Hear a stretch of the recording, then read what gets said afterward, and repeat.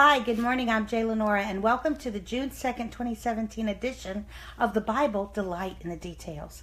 A couple of days ago, we were talking about how it's not just coincidence that the Bible story begins in a garden and then the earthly ministry of Christ ends in a garden.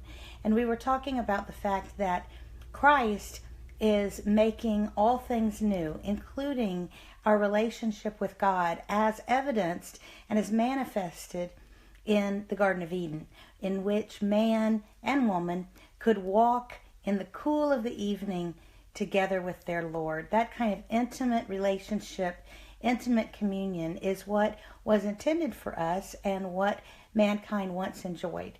And through Christ's work on the cross, we are being returned to that kind of relationship, that Garden of Eden. Now, this is part 2 of that, and there is another very interesting detail in the Bible that we need to talk about, and that is the fact that the very first sight that met the eyes of the risen Christ was also a garden.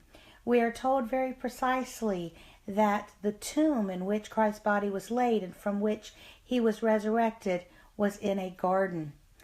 Why would this be important? Because again, it is so symbolic of what he is doing.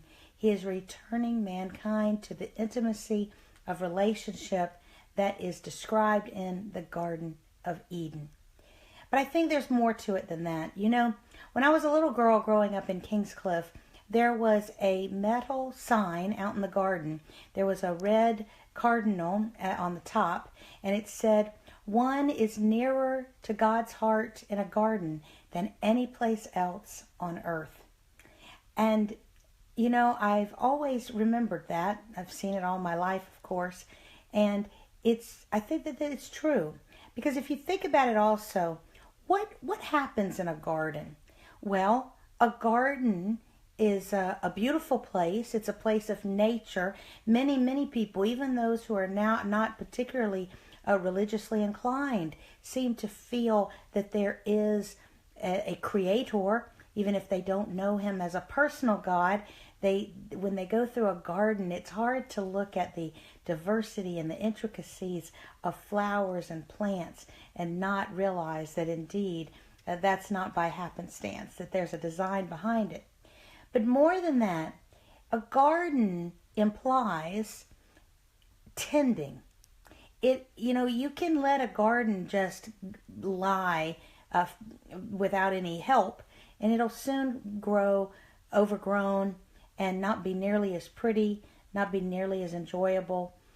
Plants cannot get what they need. They can flounder and get completely out of control. So can people. When you think about it, Christ talked about the fact that he is the vine and we are the branches. Another allusion. Yes, I know it is talking about wine and olives, probably.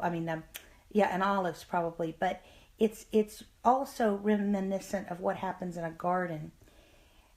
Christ is like a great big gardener to the world, and he's gardening us. He's pruning us when we have excesses, when there are things that we need to be relieved of.